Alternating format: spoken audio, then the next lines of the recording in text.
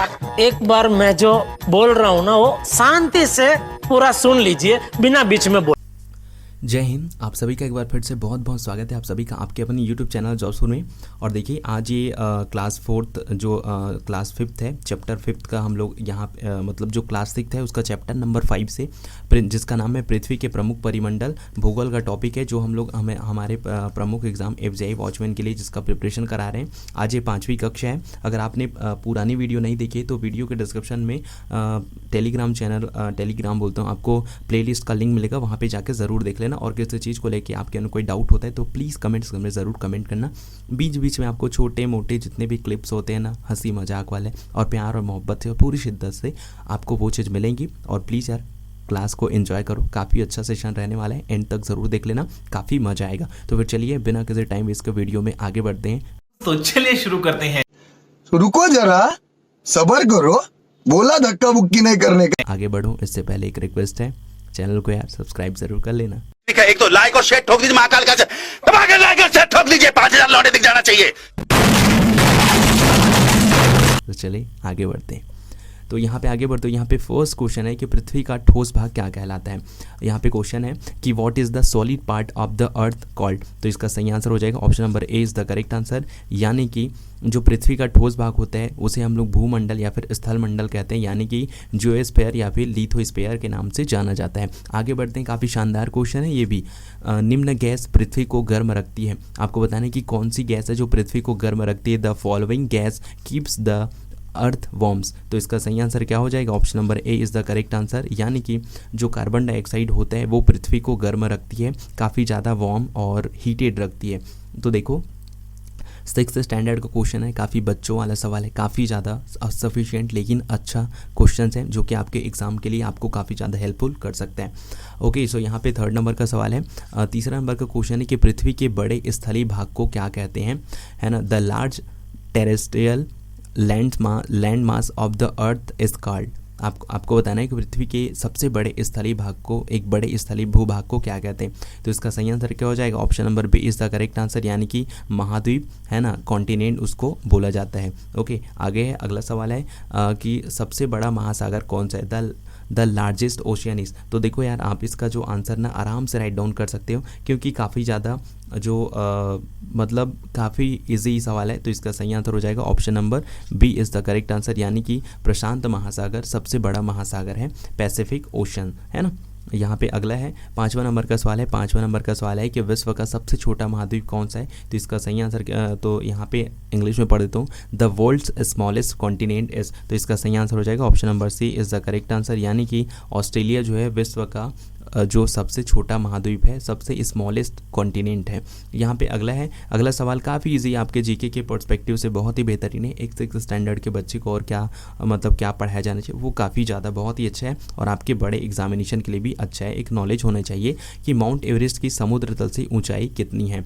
The highest Mount Everest above sea level is. तो इसका सही आंसर हो जाएगा option number D is the correct answer, यानी कि 8,848 मीटर जो है माउंट एवरेस्ट की समुद्र तल से ऊंचाई है ना। यहाँ पे अगला है क्वेश्चन नंबर 7 है कि जीवन के लिए आवश्यक तत्व क्या है ना। यहाँ पे क्वेश्चन नंबर 7 है what is the essential elements for life. तो इसका सही आंसर हो जाएगा option number D is the correct answer, all of the above, यानी कि भूमि, जल और हवा ये हमारे लाइफ के लिए इंपॉर्टेंट एलिमेंट्स है जो हमारे जीने के लिए काफ़ी ज़्यादा इंपॉर्टेंट रोल प्ले करते हैं। अगर ये इनमें से कोई भी एक चीज़ नहीं है तो हम अपने जीवन की जो लाइफ है उसकी कल्पना भी नहीं कर सकते हैं। आगे बढ़ते हैं क्वेश्चन नंबर 8 की ओर। 8 है कि गैस की परतें जो पृथ्वी को चारों ओर से घेरी रहती हैं क्या कहलाती हैं। What are the layers of gas that surround the earth called। तो इसका सही आंसर हो जाएगा option number D is the correct answer, यानी कि गैस की परतें। अब देखिए गैस के जो लेयर्स होते हैं वो किस में होते हैं, वायुमंडल में ही होते हैं, ऑब्वियस सी बात है ना, एटमॉस्फेयर में ही रहते हैं। तो आई होप ये जो आपको आंसर था ये पता रहा होगा।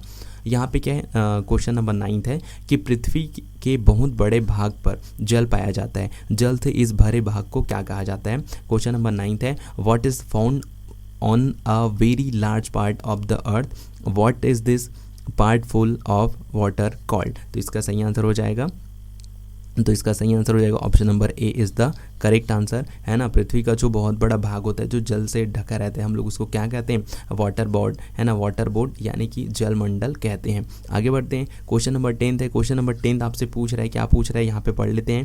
क्वेश्चन नंबर 10 है कि पृथ्वी का वह भाग जहाँ स्थल, जल एवं हवा एक साथ मिलते हैं उसे क्या कहते हैं। What is the part of the earth called where land, water and air meet together. तो इसका सही आंसर क्या हो जाएगा, क्वेश्चन नंबर 10 का सही आंसर हो जाएगा option number C is the correct answer, यानी कि हम उसको कहते हैं जीवमंडल, बायोस्फीयर। ओके भाई मजा आया, और मैं ये जो मजा है हिंदुस्तान के हर व्यक्ति को देना चाहता हूं। यहाँ पे अगला है क्वेश्चन नंबर 11 है, निम्न में से किसे महासागरीय बेसिन कहा जाता है। Which of the following is called ocean basin. तो इसका सही आंसर क्या हो जाएगा, तो इसका सही आंसर हो जाएगा क्वेश्चन नंबर 11 का ऑप्शन नंबर ए है, इज़ द करेक्ट आंसर, यानी कि बड़े जलाशयों को हम लोग क्या कहते हैं, महासागरीय बेसिन कहा जाता है ना। ओशियन जो बेसिन होता है उसको क्या कहते हैं, बड़े जलाशयों को कहा जाता है, टू लार्ज रिजर्वोयर्स, है ना। यहाँ पे अगला है क्वेश्चन नंबर 12 है। क्वेश्चन नंबर 12 है, ग्रीक भाषा में लिचास का अर्थ क्या होता है, पत्थर होता है। तो एटमॉस का अर्थ क्या होता है, देखिए यहाँ पे इन ग्रीक लैंग्वेज लिचास means stone, so what will be the meaning of एटमास। तो इसका सही आंसर क्या हो जाएगा, तो इसका सही आंसर हो जाएगा क्वेश्चन नंबर जो 12 है उसका सही आंसर हो जाएगा option number C is the correct answer, यानी कि वाष्प। इसलिए जो एटमॉस, इसीलिए हम लोग क्या कहते हैं, जो एक लेयर होते हैं उसको हम लोग क्या कहते हैं, एटमॉस्फेयर। तो ये इसी से संबंधित है। ओके, अब यहाँ पे अगला नंबर का सवाल है कि ग्रीक भाषा में जीवन को क्या कहते हैं। What is life called in Greek language. तो इसका सही आंसर हो जाएगा option number B is the correct answer, यानी कि जो जीवन होता है ना, उसे ग्रीक भाषा में बायोस कहा जाता है। आगे है क्वेश्चन नंबर 14 है कि ग्रीक भाषा में हुडर का क्या अर्थ होता है। व्हाट डज हुडर मीन इज ग्रीक। तो इसका ग्रीक लैंग्वेज, तो इसका सही आंसर होगा ऑप्शन नंबर सी, यानी कि बोथ ए एंड बी। तो देखिए पानी और जल दोनों क्या एक दूसरे के पर्यायवाची हैं। तो जो हुडर होते हैं ना, हुडर लैंग्वेज, इसमें जो पानी को ही जो ग्रीक भाषा होता है उसमें हुडर कहा जाता है। समझ रहे हो ना, है ना। अगला है क्वेश्चन नंबर 15 है कि बच्चों विश्व का सबसे यहाँ पे देखिए ये जो है ना, ये क्वेश्चन में ऐड है, तो मे बी आप लोग समझ सकते हैं मैं क्या कहना चाह रहा हूँ। तो विश्व का सबसे बड़ा ऊंचा शिखर माउंट एवरेस्ट समुद्र तल से 8,848 मीटर ऊंचा है। समुद्री जल का तल सभी जगह समान होता है और स्थल की ऊंचाई को समुद्र तल से मापा जाता है ना। आप बताएं कि समुद्र को क्या माना जाता है। देखिए क्या है ना, जितनी भी ऊंचाई होती है लैंड्स में, जो ज़मीन पे जितनी भी ऊंचाई होती है, हम लोग उसको किससे काउंट करते हैं, ये समुद्र तल से। तो समुद्र तल से तो आपको बताना है कि ये जो समुद्र तल होता है ना, उसको क्या कहेंगे। तो उसको कहेंगे option number B is the correct answer, है ना। तो उसको हम लोग क्या कहेंगे, उसको हम लोग मानेंगे शून्य मान के चलते हैं, है ना। तभी समुद्र तल को हम लोग क्या मान के चलते हैं, शून्य मान के चलते हैं, तभी हम लोग इसका जो ऊंचाई होता है उसको कैलकुलेट कर पाते हैं। ऐसे तो नहीं होता है। ओके, तो इसका सही आंसर हो जाएगा option number B is the correct answer, यानी कि नील, या फिर आप लोग समझ सकते हैं 0। ओके, तो इस तरह से पार्ट 1 होता है खत्म। वाह क्या सीन है, वाह क्या सीन है। अब हम लोग पार्ट 2 चालू करेंगे। पार्ट 2 में बहुत ही इजी और काफ़ी ज़्यादा शानदार क्वेश्चंस आपको देखने को मिलेंगे। तो इतने टाइम तक पेशेंस बना के रखा है तो पेशेंस और ही सही। तो चलिए यहाँ पे फर्स्ट क्वेश्चन हो जाता है। यहाँ पे क्या आप जानते हैं कि पृथ्वी की सबसे ऊंचे शिखर माउंट एवरेस्ट पर 29 मई 1953 में चढ़ने वाले व्यक्ति कौन थे। Do you know who was the person who climbed the highest peak of the earth mount Everest on 29 मई 1953। तो इसका सही आंसर क्या हो जाएगा, तो इसका सही आंसर हो जाएगा ऑप्शन नंबर सी, यानी कि ए एंड बी दोनों, है ना, बहुत ए एंड बी। तो देखिए 29 मई 1953 को भारत के तेंजबिंग नॉर्गे शेरपा और न्यूजीलैंड के एडमंड हिलेरी, ये दोनों क्या है, पर्वतारोही हैं, और ये 29 मई 1953 को चढ़ते हैं विश्व के सबसे मतलब पृथ्वी के सबसे ऊंचे शिखर माउंट एवरेस्ट पर। ओके, उसके बाद अगला क्वेश्चन है। अगला क्वेश्चन यहाँ पे पूछ रहा है कि भारत की प्रथम महिला जिन्होंने 23 मई 1984 को एवरेस्ट पर कदम रखा, उनका नाम क्या था। What was the name of India's first women who stepped on Everest on 23 May 1984। तो इसका सही आंसर हो जाएगा option number A is the correct answer, Bachendri Pal, है ना। तो इसी को आप लोग जानते हो कि भारत की पहली महिला पर्वतारोही जिन्होंने एवरेस्ट पर चढ़ी, मतलब अपना प्रथम कदम रखा, तो फीमेल्स में यही आते हैं, है ना, बछेंद्री पाल जी। इसके बाद है यहाँ पे क्वेश्चन नंबर 3 हो जाता है कि पृथ्वी पर कितने प्रमुख महाद्वीप हैं, how many major continents are there on earth. तो इसका सही आंसर हो जाएगा option number A is the correct answer, यानी कि पृथ्वी पर जो 7 प्रमुख महाद्वीप हैं। अब यहाँ पे क्वेश्चन नंबर 4 है, काफ़ी इजी सवाल है कि विश्व के सबसे बड़े महाद्वीप का नाम बताइए। तो इसका सही आंसर क्या हो जाएगा, आई होप आप सब इसका सही आंसर देंगे। What is the name of the world's largest continent. तो इसका सही आंसर हो जाएगा क्वेश्चन नंबर 4 का सही आंसर हो जाएगा, यानी कि अपना प्यारा एशिया महाद्वीप जिसमें आप सभी मैं रहते हैं, है ना। क्वेश्चन नंबर 5 है, क्वेश्चन नंबर 5 है कि विश्व का सबसे बड़ा गर्म रेगिस्तान किस महाद्वीप पर स्थित है। In which continent is the largest in the world's largest hot desert located. तो इसका सही आंसर क्या हो जाएगा, option number C is the correct answer, यानी कि विश्व का सबसे जो बड़ा गर्म रेगिस्तान है वो आपको जो अफ्रीका महाद्वीप है वहाँ पे आपको देखने को मिलेगा। मस्त जोक मारा रे, ये हंस रे हलकट हंस। ओके, यहाँ पे क्वेश्चन नंबर 6 है कि विश्व की सबसे लंबी नदी किस महाद्वीप में है। तो इसका सही आंसर क्या हो जाएगा, व्हाट इज मतलब in which continent is the world's longest river. तो इसका सही आंसर हो जाएगा क्वेश्चन नंबर 6 का बिल्कुल सही आंसर हो जाएगा option number C is the correct answer, यानी कि ये भी आपको जो अफ्रीका महाद्वीप है वहाँ पे आपको देखने को मिलेगा।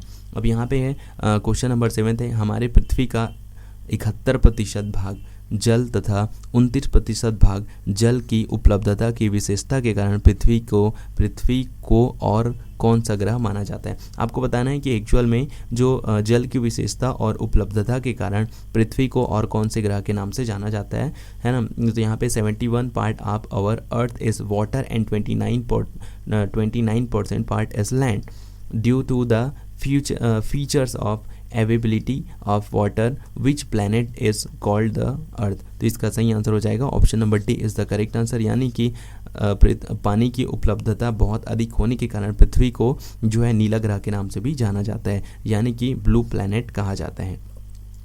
क्वेश्चन नंबर 8 है, क्वेश्चन नंबर 8 है कि हमारा वायुमंडल मुख्यतः कौन सी गैसों से बना हुआ है। Our atmosphere is mainly composed of which gases. तो इसका सही आंसर हो जाएगा option number A is the correct answer, यानी कि पृथ्वी का जो मतलब जो हमारी वायुमंडल है वो मुख्यतः ऑक्सीजन व नाइट्रोजन से मिलकर बना है, यानी कि जो ऑक्सीजन की प्रतिशत की हम बात करें तो ऑक्सीजन हो जाता है आपका 21% और नाइट्रोजन गैस जो है वो हमारा हो जाता है आपका 78%। ओके, सो आगे बढ़ते हैं। यहाँ पे हम लोग देख लेते हैं क्वेश्चन नंबर 9 है, हमारे वायुमंडल में ऑक्सीजन कितने प्रतिशत है। तो इसका जैसे अभी मैंने आपको बताया, तो इसका सही आंसर क्या हो जाएगा, option number A is the correct answer 21%। What are the percentage of oxygen in our atmosphere? तो ये हो जाता है आपको ऑप्शन नंबर ए 21%। उसके बाद है क्वेश्चन नंबर 10 है, क्वेश्चन नंबर 10 है कि हमारे वायुमंडल में सबसे अधिक मात्रा में नाइट्रोजन पाई जाती है, कितने प्रतिशत पाई जाती है।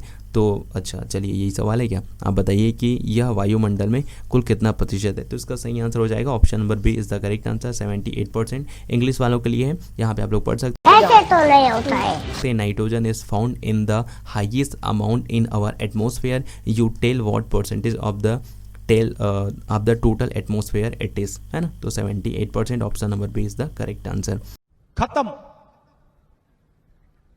Bye bye, Tata, goodbye, गया।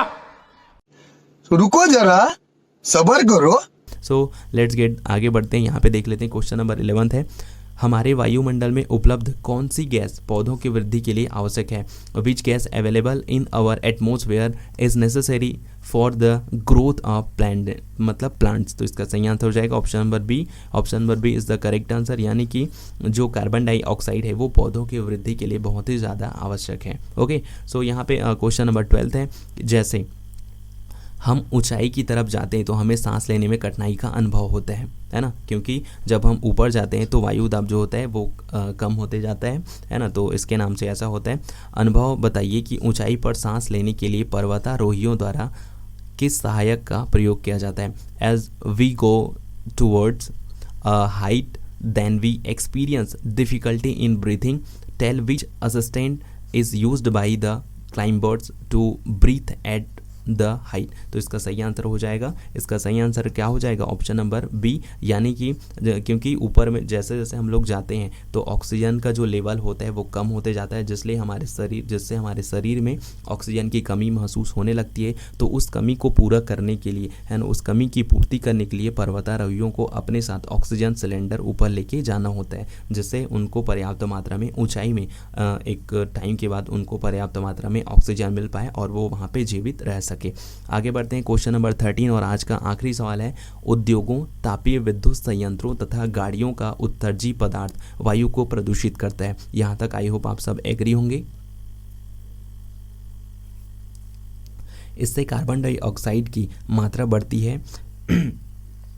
इस कार्बन डाइऑक्साइड वृद्धि के कारण पृथ्वी का तापमान पर क्या प्रभाव पड़ता है? The exhaust material of industries, thermal power plants and vehicle pollutes the air.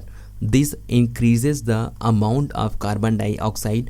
What is the effect of the temperature of the earth due to this carbon dioxide increases? तो इसका सही आंसर क्या हो जाएगा? इसका सही आंसर हो जाएगा option number A is the correct answer, यानी कि तापमान में वृद्धि, राइज इन टेम्परेचर। देखिए क्या होता है ना, जब भी पृथ्वी में जो कार्बन डाइऑक्साइड जो छोड़ी जाती है, जिससे क्या होता है, जो पृथ्वी का जो होता है ना, जो पृथ्वी का इन्वायरमेंट होता है वो उसको एब्जॉर्ब करता है, जिससे क्या होता है, हीटिंग जो है बहुत ज़्यादा हो जाती है। इसलिए क्या होता है, कार्बन डाइऑक्साइड की मात्रा पृथ्वी में ज़्यादा बढ़ने पर तापमान में वृद्धि होती है। तो ये थे आज के इंपॉर्टेंट जितने भी क्वेश्चन। आई होप आप सबको पसंद आए होंगे। किसी क्वेश्चन को लेके आपके उन्हें कोई डाउट होता है किसी आंसर को लेके, तो कमेंट सेक्शन में ज़रूर राइट डाउन ज़रूर कर देना, ताकि किसी और को हेल्प मिल सके। बाकी चैनल में पहले बार विजिट किया तो प्लीज चैनल को सब्सक्राइब जरूर कर लेना। एक तो लाइक और शेयर ठोक दीजिए, महाकाल का दबा के लाइक और शेयर ठोक दीजिए, 5000 लौटे दिख जाना चाहिए।